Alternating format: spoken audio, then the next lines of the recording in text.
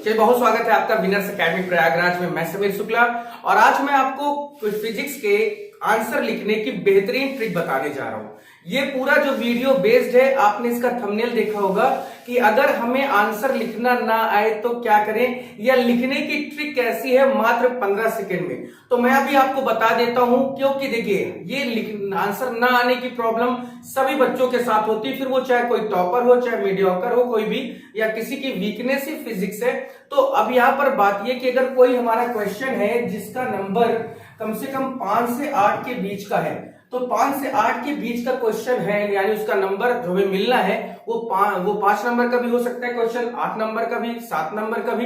तो आपको एक ट्रिक याद रखनी है कि आप अगर सपोज करिए कि मान लीजिए कोई भी क्वेश्चन आया आपके सामने, अब आपको आंसर नहीं आ रहा है, तो आप क्या करेंगे? सबसे पहली बात तो हम एक चीज अपने दिमाग से निकाल कर बाहर कर दीजिए कि हमें आंसर को छोड़ना नहीं है, यानी वो 5 नंबर का, वो 8 नंबर का जो क्वेश्चन पूछा गया है उसे हमें छोड़ना नहीं है किसी भी हाल में। अब अगर छोड़ना नहीं है तो करना क्या है, क्योंकि आंसर तो हमें आता ही नहीं है। तो एक बात याद रखिएगा, सबसे बड़ी बात जो बोलने जा रहा हूं, यहां से आप 15 सेकंड गिन भी सकते हैं कि मैं क्या कहने जा रहा हूं। यहां पर आपको सिर्फ और सिर्फ एक चीज याद रखनी है कि आपने जिस चैप्टर, कोई भी चैप्टर जो आपने याद किया है, अगर आपका जो क्वेश्चन पूछा जा रहा है, ठीक है, याद किया हुआ चैप्टर की बात कर रहा हूं, याद किए हुए चैप्टर की बात करो, जिस चैप्टर को याद किया है उस क्वेश्चन से कोई भी क्वेश्चन आ गया, उस चैप्टर से कोई भी क्वेश्चन आ गया, तो एक बात याद रखिएगा, आपको जो याद हो, जो भी आपके पास हो, जो भी आपने उस चैप्टर से पढ़ा हो, आपने मान लीजिए आपने कुछ और याद किया, आया कुछ और है, तो घबराने की जरूरत नहीं है। उसी जो आपके पास याद है, आपको थोड़ा बहुत भी आता है, आप उसी को लिख दीजिएगा पूरी तरह से। 5 नंबर की बात कर रहा हूं मैं, अगर आप पूरी तरह से अपना उसी आंसर लिखते हैं, भले ही वो उससे ना मिल रहा हो, भले ही वो उससे ना मिल रहा हो, लेकिन अगर आप लिखते हैं तो मेरा वादा है, गारंटी है कि 5 में से 3 नंबर आपको मिल जाएंगे जहां पर आप इसको 0 करके आने वाले थे, यानी जहां पर आप पूरी तरह से क्वेश्चन को छोड़कर आने वाले थे, आप जो सोच के बैठे थे कि नहीं आएगा तो छोड़ दूंगा, तो वहां पर आपको 3 नंबर मिल जाएगा। ये कंडीशन किसी एक बच्चे के साथ नहीं होती, ये कंडीशन बड़े बड़े टॉपर्स के साथ भी होती है।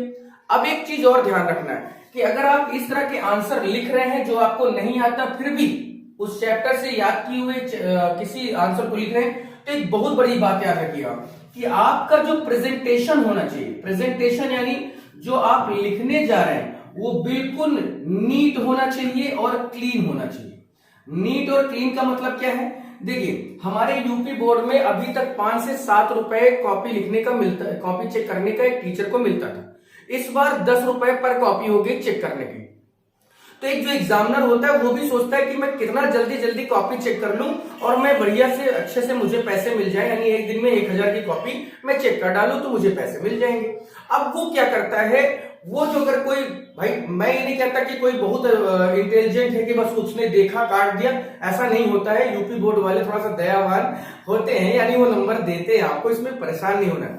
हाँ, कब देंगे? जब आपने लिखा होगा। अगर आप खाली उस आंसर को टच ही नहीं करोगे, खाली पेज छोड़ के चले आओगे, तो फिर कोई आपको नंबर नहीं दे सकता। लेकिन अगर आपने कुछ भी लिखा है तो आपको जरूर नंबर मिलेगा।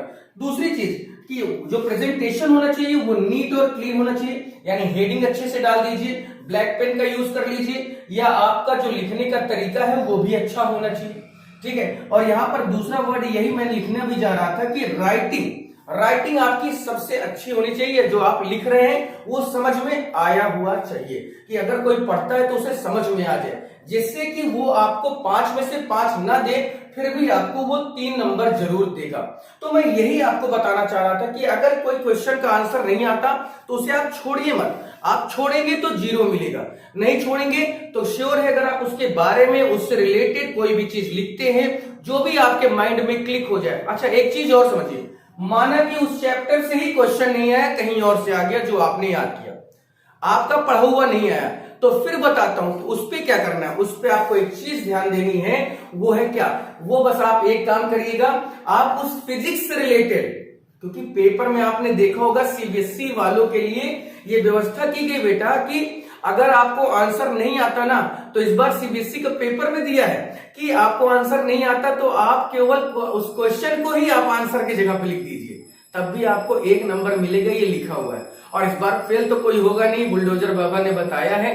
तो बढ़िया अच्छे से पेपर देना। मैंने अपना एक्सपीरियंस शेयर किया, बाकी मुझे क्वेश्चन आंसर, डेरिवेशन, इन सब चीजों के बारे में उतना तो नहीं, हाँ लेकिन जो मैंने किया था, मैंने 75 नंबर पाए, वो कैसे पाए वो मैंने आपको बता दिया, मैंने अपने एक्सपीरियंस को शेयर किया। तो आई होप एंड आपको समझ में आएगा। अपने दोस्तों को भी ये बातें बताइए, समझाइए कि भाई परेशान नहीं होना, आंसर नहीं आ रहा है छोड़ना नहीं, कुछ भी हो जाए आंसर को छोड़ना नहीं है। आप लिखे, उस पे कुछ भी लिखे, उससे रिलेटेड लिखे, या अब ये नहीं कि गाना लिख दो, अपनी प्रेम कहानी लिख दो, है ना, कुछ भी ऐसा लिख दो, ये नहीं करना। रिलेटेड चीजें लिखेंगे, रिलेवेंट चीजें लिखेंगे, तो एग्जामिनर आपको 5 में से 5 तो नहीं देगा, लेकिन 5 में से 3 देने के चांसेस बढ़ जाते हैं या आपको मिल जाएंगे। तो आई होप पैडागोजी की आपको समझ में। दोस्तों को शेयर कर दो, ये चीजें उनको बता दो कि आंसर ना आए तो करना क्या है। फिर आज के लिए इतना ही, थैंक यू।